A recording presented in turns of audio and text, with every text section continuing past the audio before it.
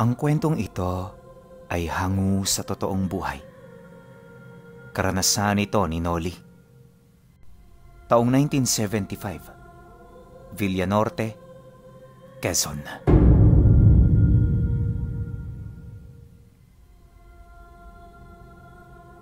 Noong mga panahong ito, nagmamay-ari ng isang pampasadang bangka ang pamilya ni Noli. 2 beses sa isang linggo, lumuluwas sila patungong Bagong Bayan para magbenta ng mga kalakal, mamili ng mga produktong ipinapasuyo at maghatid ng mga pasahero. Hindi madali ang ganoong trabaho, gawa ng bukod sa malayong kanilang binabaybay, masyado ring delikado kapag masungit ang panahon.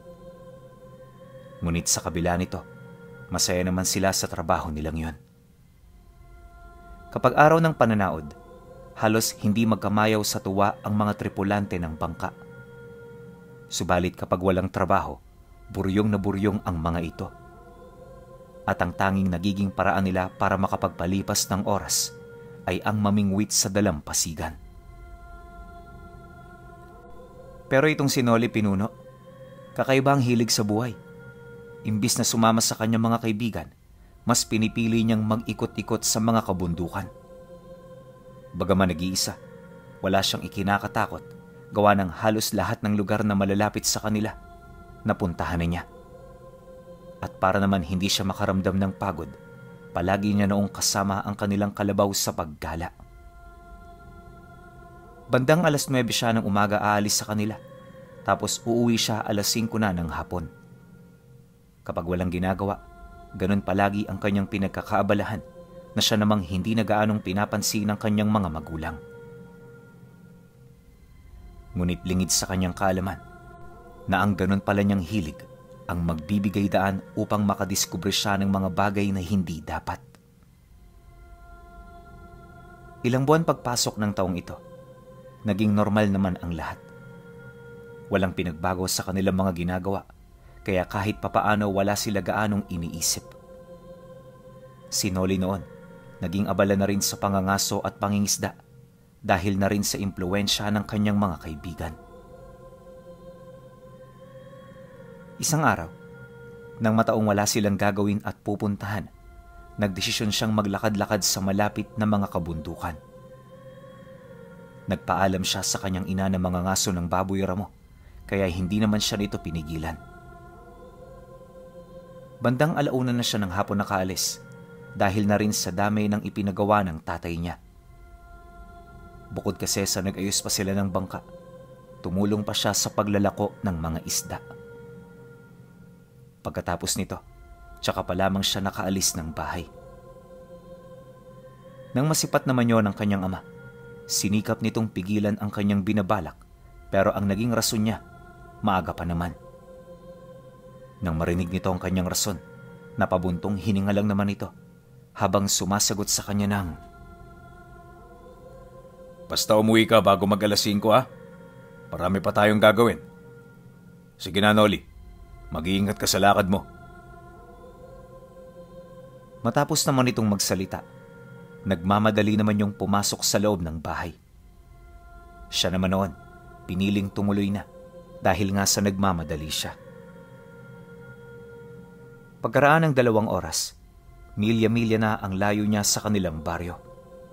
Ilang beses na rin siyang pumasok sa mga gubat para maghanap ng baboy ramo, pero wala siyang nakita. Kaya naman kahit labag sa kanyang loob, obligado siya na magpatuloy para lamang meron siyang dala pauwi. Ayon kay Noli, na sa puntong yon parang hindi na talaga niya alam ang kanyang ginagawa. Basta, ipinagpatuloy niya lang ang paglalakad hanggang sa may nakita siyang burol na binabalot ng ulap. Napakakapal ng ulap na umiikot dito, kaya habang papalapit, unti-unti na ring kumukulimlim ang buong paligid. Pakiramdam niya, may malakas na ulan ang babagsak, pero pagpasok niya rito, napansin niya na parang wala namang balak na umulan. Bukod sa hindi malamig ang simoy ng hangin, wala rin siyang masilayang kahit konting patak na tumutulo. Maya-maya pa, dito niya na nakita ang pinakagitna ng burol kung saan tumatama ang liwanag ng araw. Sa kanyang pagmamasid, napagtanto niya na parang lagusan ito mula sa madilim na langit. Makalipas lang ang ilang segundong pagsilay dito, paunti-unti nawawala na sa kanyang isipan ang rason kung bakit siya naroon. Basta nung bumalik ang kanyang ulirat, nagpasya siya na puntahan ang ibabaw ng burol. Bahala na, ika niya. Ang importante malaman niya kung bakit nangyayari ang ganoong sitwasyon. Nang makapagpasya na siya, mabilis niyang pinatakbo ang kanyang kalabaw. Nasa patag pa kasi sila noon, kaya medyo buwelo pa ito. Pero nung marating na nila ang paanan, dito na yun nagsimulang maging maligalig at sa hindi malamang dahilan, nahihirapan siyang pasunurin ito. Kahit puwersahan na niyang hinihila ang tali upang ito ay mapasunod, buong lakas pa rin yung nagpupumiglas hanggang sa malaglag na siya mula sa likod nito. Pagbagsak niya sa lupa, patabog niya itong itinali sa puno bago niya yun iniwan. Ilang minuto pa ang lumipas, dito niya na sinimulang akyatin ang burol. Mababa lang naman yun kung titingnan. Pero nung nalapitan niya na ito, dito niya napagtanto na masyado pala itong matarik at mahirap akyatin. Bukod kasi sa maliliit lang ang puno, hindi rin pwedeng pagkatiwalaan ang mga sangang mahahawakan mo sa mga ito. Bukod kasi sa malambot ang lupa, madali rin yung mabuwal kung masyadong mabigat ang humahawak. Kaya itong sinoli, halos gapangin ang lupang yon para lamang marating ang tuktok. Kalaunan, dala ng pagpupursige, nagawa niyang magtagumpay. At nang makatayo na siya sa ibabaw nito, dito niya nakita ang isang patay na puno kasabay ng dahan-dahang pagbalot ng kadiliman sa buong paligid. Wala siyang ideya kung bakit nawala ang liwanag, ngunit may kutob siya na hindi maganda ang kasalukuyang nangyayari. Gayunpaman, nagpatuloy siya sa paglapit dito hanggang sa makita niya ang sanga ng patay na puno na merong nakalutang na kulay abong libro. Maliit lang yon, gapalad lang ang laki. Sa unang tingin dito ni Noli, agad niyang naunawaan na merong kakaiba sa libro na kanyang nasilayan. Kaya naman kahit walang ideya sa nilalaman nito, dali-dali niya yung kinuha ng walang pag-aatubili. At nung lumapat na ang kanyang kamay dito, biglang bumaba ang isang malakas na kidlat na agaran namang tumupok sa puno. Dahil sa pangyayaring yon, nagmamadali naman siyang bumaba. Batid niya kasing may paparating na unos, kaya hindi na niya piniling magtagal sa lugar. At sa sobrang pagmamadali niya, mula itaas hanggang paanan, literal na gumulong siya. Ramdam niya ang mga bali sa kanyang katawan, pero di siya nito napigilan. Pagdating niya sa kinaroroonan ng kanyang kalabaw, agad naman silang umalis sa lugar na yon. Mula roon, walang tigil ang kanyang pagpapatakbo, gawa ng rinig na niya ang napakalakas na dilubyong paparating. Bandang 6:00 na ng hapon, nakabalik siya sa bahay nila. Malakas na ang ulan nun, kaya wala na gaanong tao sa labas. Pagpasok niya sa loob, nadatnan niya ang kanyang ama at ina na kasalukuyang nagkakape habang kumakain ng kamote. Napakasaya ng mga ito. Animoy hindi man lang iniinda ang paparating na delubyo. Paglapit naman niya rito, wala naman yung sinabi maliban sa magpahinga at magpalit ng kasuotan. Ipinagpaliban na rin ng tatay niya ang kanilang gagawin dahil nga sa sama ng panahon. Siyempre kahit papano pabor naman yun kay Noli upang makapagpahinga rin siya ng maayos. Kinagabihan, nagpatuloy pa rin ang malakas na pagbuhos ng ulan. Ngunit habang pinakikinggan niya ang mga patak sa bubong ng bahay nila, meron siyang naririnig na nilalang na umaatungal sa labas. Hindi siya sigurado kung naririnig ba yon ng tatay niya, pero napakalinaw nito sa kanyang pandinig. Dala ng kuryosidad, dahan-dahan siyang lumabas ng silid para pumunta ng sala. Pagdating niya rito, napagtanto niya na mahimbing nang natutulog ang kanyang pamilya. Kaya naman para hindi makaistorbo, pinilit niyang maging tahimik sa abot ng kanyang makakaya. Habang ginagawa niya ito, maigi niyang pinagmamasdan ang labas ng bahay nila hanggang sa dito na nga niya nasilayan ang dalawang nilalang na umaangil habang naglalakad. May kahalin tulad ito sa itsura nating mga tao. Pero yung katawan nito parang naagnas na, tapos parang may mga kaliskis din ito na nagtatakip sa mga kasarian nila. Matatalas din ang kanilang mga kuko at nangingitim na halos ang buo nitong katawan. Pagdaan nito sa kanilang tahanan, agad naman niyang nakita ang dalawang dalagang hila-hila ng mga nilalang. Maya-maya pa, bago yun mawala sa paningin niya, may nakita siyang lumang hagdan na bigla na lamang bumaba sa ulap. Itong dinaanan ng mga nilalang bago yun tuluyang maglaho sa kanyang paningin. Matapos ang mga pangyayaring yun, dito na nagsimulang tumila ang ulan. At bago sumapit ang hating gabi, nawala na rin ang makapal na ulap sa kanilang baryo. Kinabukasan, ni hindi man lang nagimbal ang mga tao buhat sa pagkawala ng dalawang dalaga na nakita niya noong gabi. Maging siya man labis na nagtataka kung papaano yon nangyari. At dahil sa bagay na yon, nagdesisyon siya na bulat-latin ang libreta na kanyang nakuha.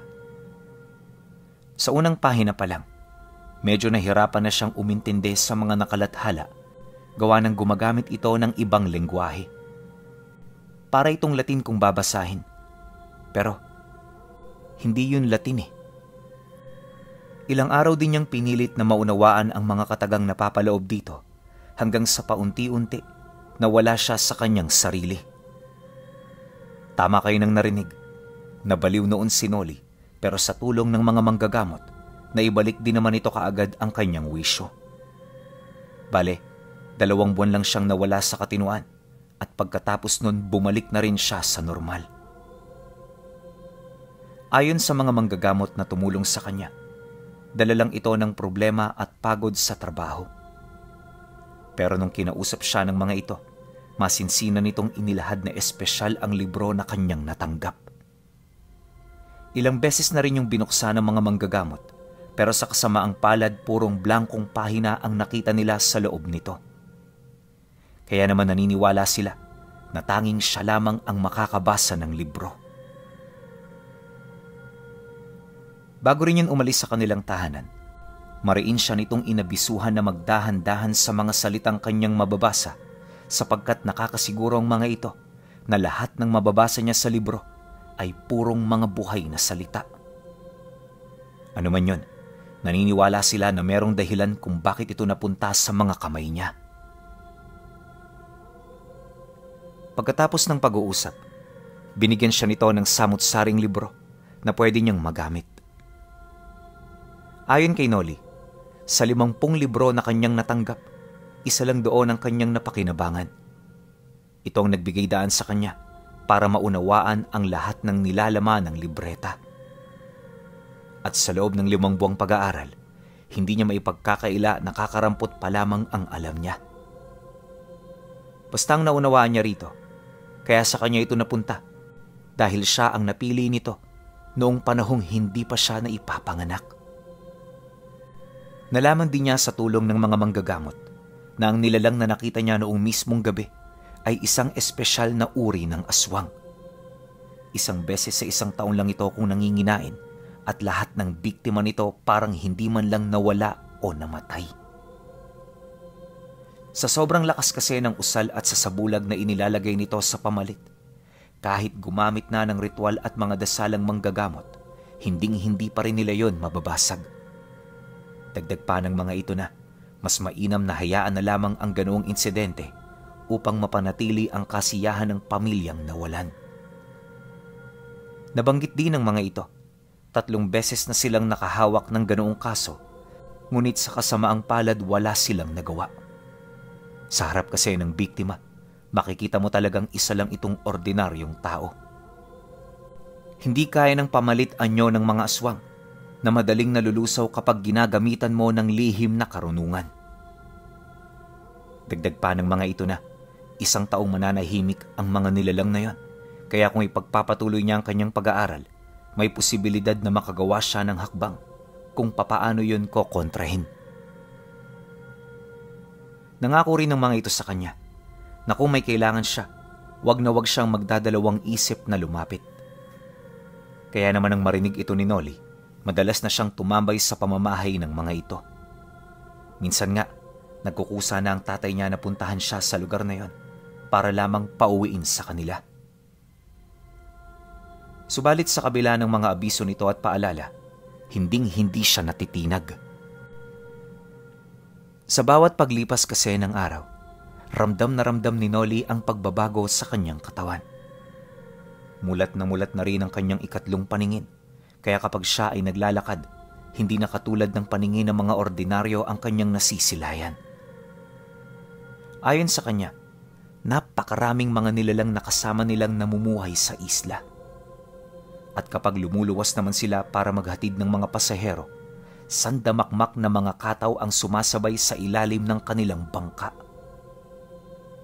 Dagdag pa niya na napakaganda ng buhay kapag mulat ang 2 paningin.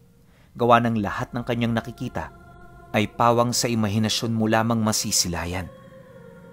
At sa sobrang pagkagalak niya sa lahat ng yon, hindi niya na halos namalayan ang bilis ng pagtakbo ng panahon. Isang araw pagising niya, napagtanto niya na 1 taon na rin pala ang nakakaraan magmula nung huli niyang nasilayan ang mga nilalang.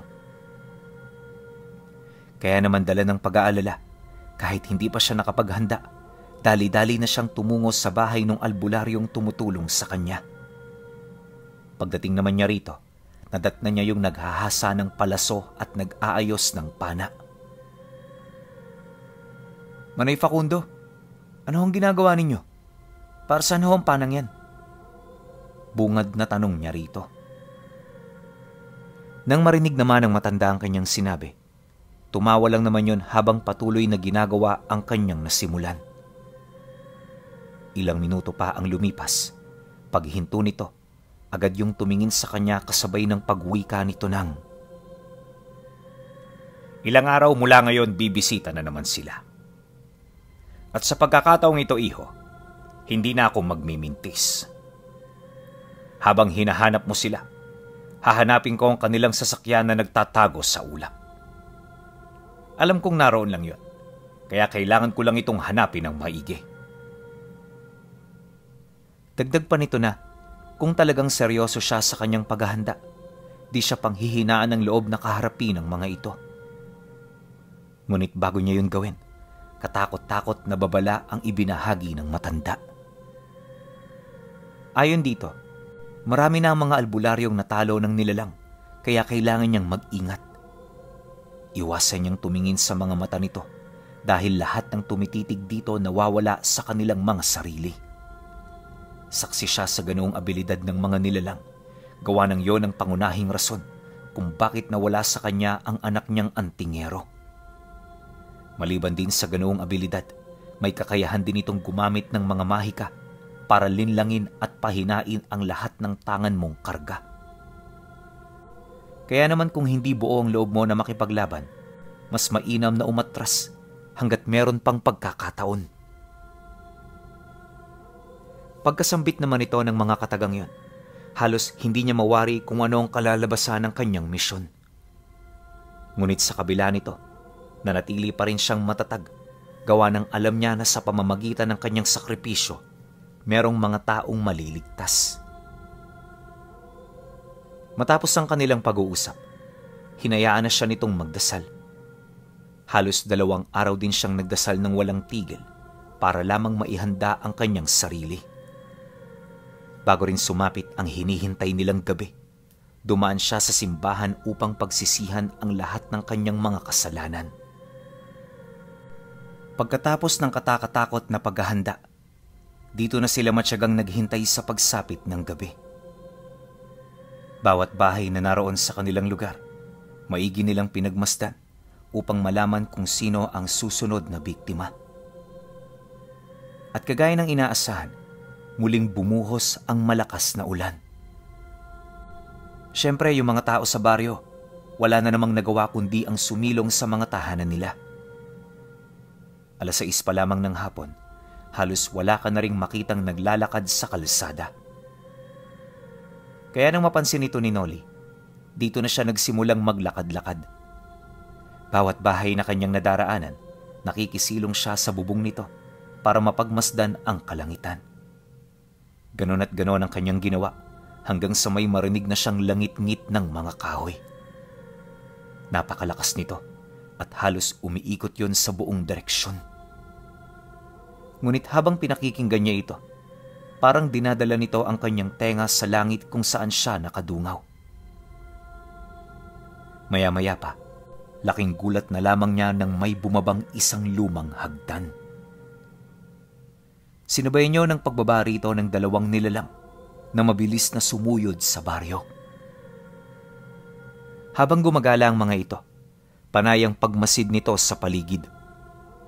Umaangil din yon, tapos ramdam na ramdam niya ang lakas ng paghinga nito na para bang gumagamit sila ng pang-amoy upang matunto ng kanilang mga biktima. Makalipas pa ang ilang minuto, napadpad ang mga nilalang sa bahay ng kakilala niya. Alam ni Noli na meron doong nakatirang mga dalaga, kaya naman bago pa ito makapasok, di siya nagdalawang isip na magpakita. Walang sabi-sabi, buong tapang niya yung tinawag at paulit-ulit na pinagmumumura.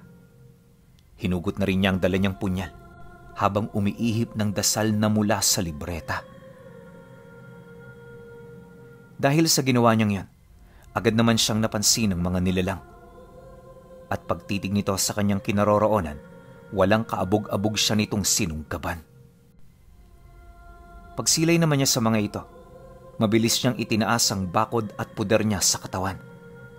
Gumawa rin siya ng usal na magsisilbi niya sanang kalasag, ngunit nang mapansin ito ng mga nilalang, biglang bumuka ang kanilang mga bunganga hanggang sa mahigop na nito ang esensya ng usal na ginamit niya. Pagrupok ng mga buhay na salita, napakadali na lamang para sa mga ito na siya ay masunggaban at masukol. Sa puntong yun, ginamit na niya ang lahat ng kanyang mga nalalaman, ngunit katakatakang hindi pa rin yun sapat. Dahil sa pangyayari, dito na pumasok sa kanyang wisyo ang kagustuhan niyang tumakas sa ganoong sitwasyon. Napagtanto niya na para mabuhay, kinakailangan niyang mailigtas ang kanyang sarili, higit sa anumang bagay. Ngunit sa kasamaang palad, masyado na siya noong nahirapan dahil ang 2 nilalang na yon ay gumamit na rin ng mga pamako at pangselyong dasal. Hindi siya maaaring matamaan ito dahil sa oras na lumapat yun sa kanyang katawan, nasisiguro niyang katapusan na niya. Maya-maya pa, sa harap ng hindi may pagkakailang panganib, biglang nakisawsaw ang matandang tumulong sa kanya. Pagpakawala nito ng pana, matapang nitong sinugod ang 2 nilalang hanggang sa magapos na ito ng mga pamakong dasal na nakakalat sa buong paligid. At sa isang kisap mata, unti-unti nang nawala ang wisyo nito. Bago yun tuluyang mahimatay, nakaya pa nitong maituro siya habang nanghihinang nagwiwika sa kanya ng, "Huwag kang mawala ng pag-asa."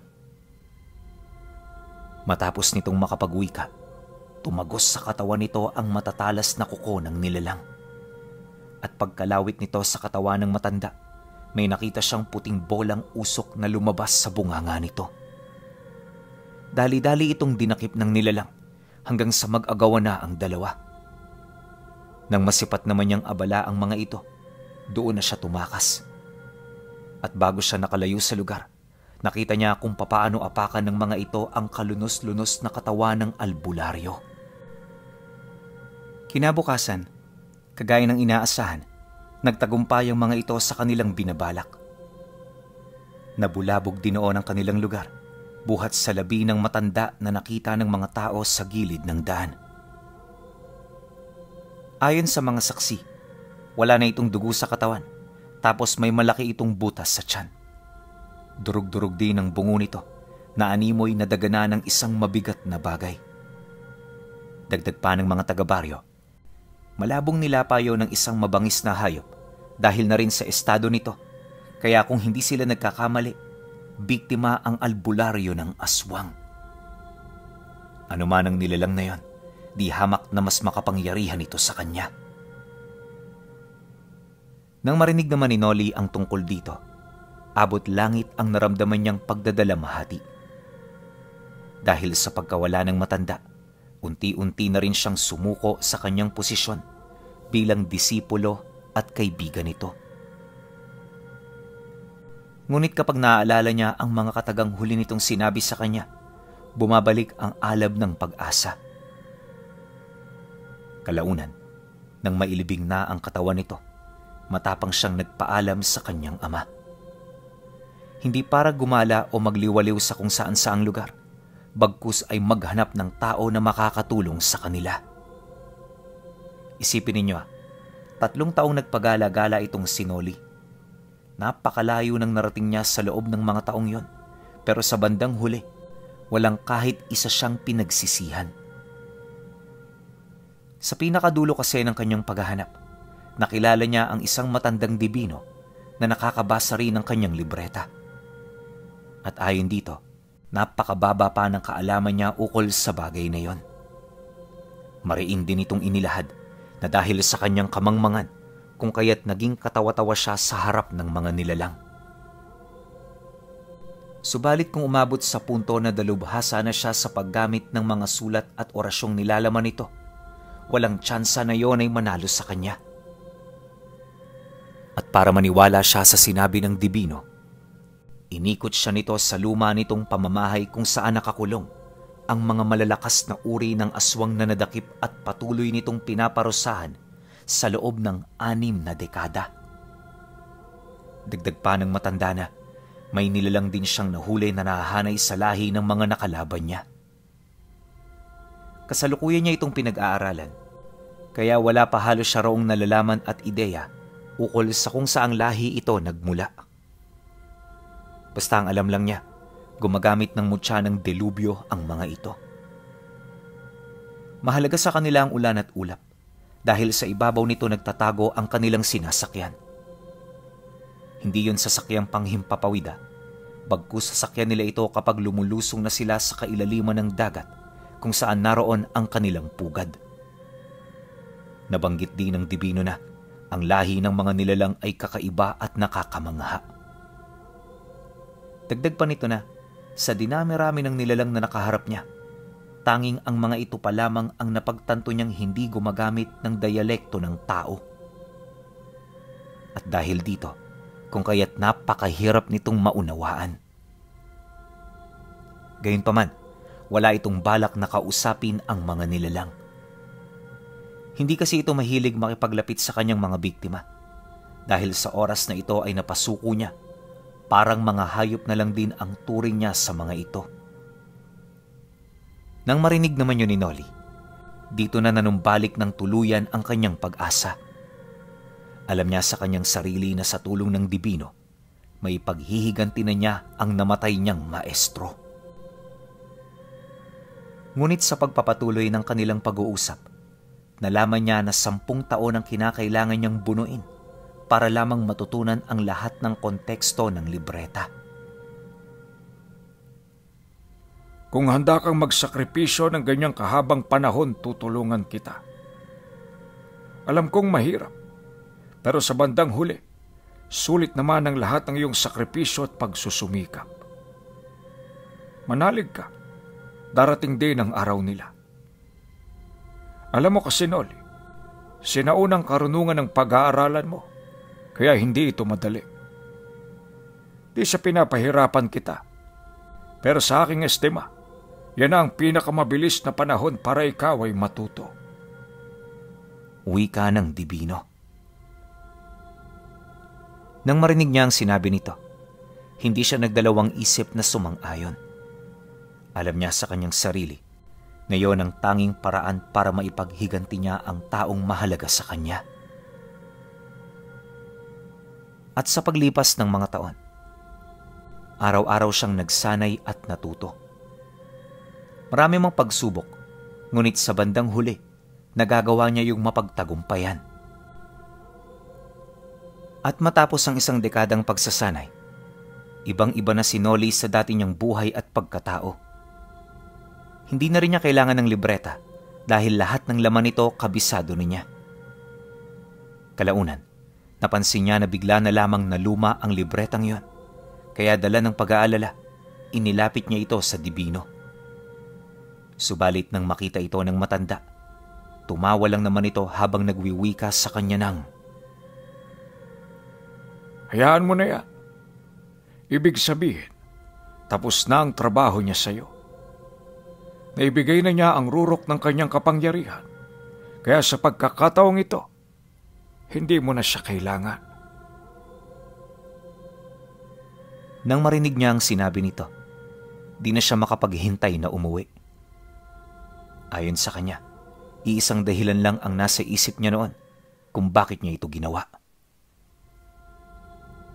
Subalit pagbalik niya sa kanilang lugar, para bang nawalan siya ng interes na gawin ito. Yung pagmamalabis na maghigante, nawala na sa kanyang puso. Nagawa naman niyang mapaslang ang mga nilalang na yon, pero pagkatapos nito wala man lang siyang naramdamang kahit na ano. Marahil ito na ang bunga ng halos 10 taong pagsasanay niya. Matapos niyang paslangin ang mga nilalang at palubugin ang sinasakyan nito, minabuti niyang magpaalam ng formal sa kanyang mga magulang.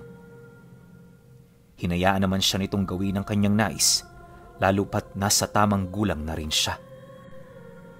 At magmula noong umalis siya sa kanila, hindi na siya nakabalik.